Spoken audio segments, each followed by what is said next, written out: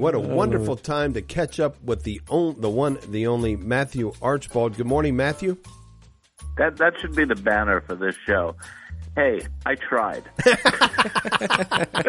That's right. We gave it not our best effort, but we gave it our effort. Hey, I'm not feeling it today, but hey, I tried. Yeah.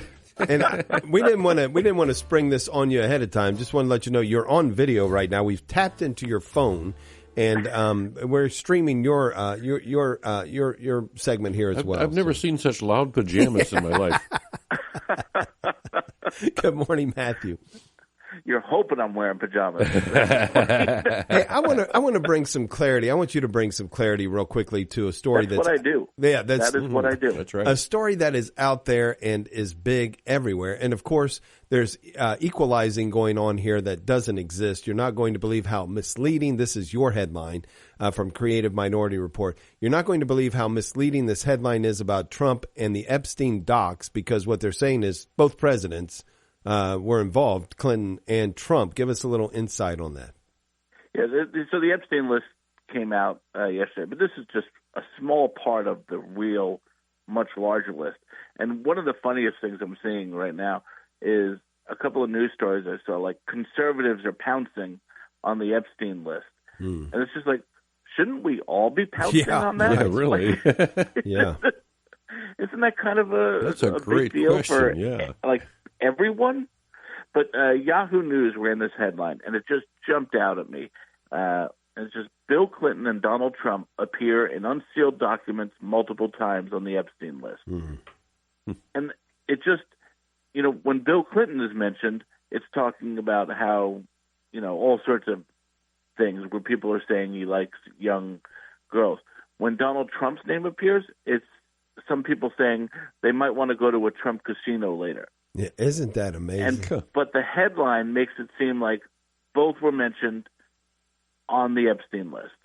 It's just insane what's going on here, and how just the commitment to truth is just nowhere anymore. It's just gone. It just, they say democracy dies in darkness. It's like, well, you're bringing it on yourselves. And they're banking on one thing that, unfortunately, they're correct about. People aren't going to read beyond the headline. They're not going to look at the specifics. They're going to take the headline and run with it, and that's good enough. It fits their narrative, and if it doesn't fit their narrative, then they hope to change their narrative.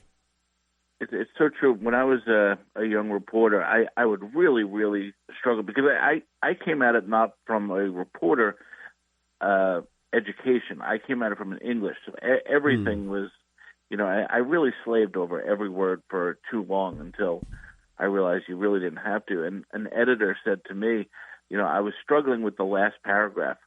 And I said, I'm having trouble with this last paragraph. And she was like, why? I was like, what do you mean? And she's like, no one's going to get that far. Oh, my goodness. Yeah. She said, no, we have polling. It shows, studies show. Like the headline, people read the headline, then they might read the first two paragraphs, and then that's it. And but so they know that. So that's why they put out headlines like that.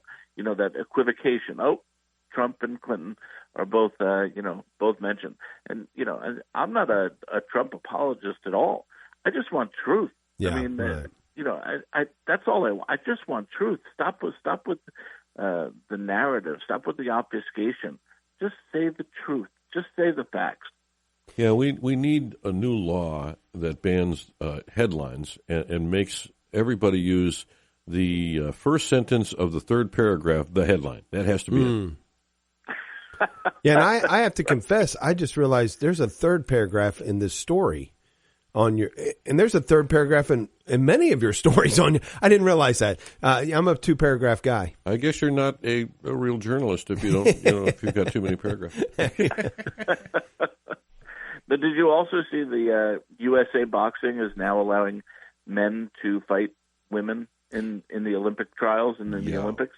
Yeah, and I have to say again, and I want to say this to our listeners, I had not read that until I read it on your website, which is why everybody needs to be reading creativeminorityreport.com.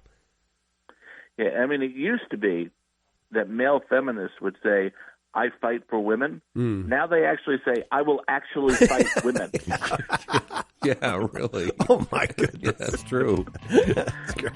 Read all about it. How about that for a perfect ending joke? Yeah, I love it, I love it, I love it. Perfect. Yeah, there you go. Hey, we're Perfect timing. We're trying. But not very hard. Thank you, Matthew. God But bless, guys. someone is. CreativeMinorityReport.com. Matthew Archbold, great to have you back on. We'll be right back.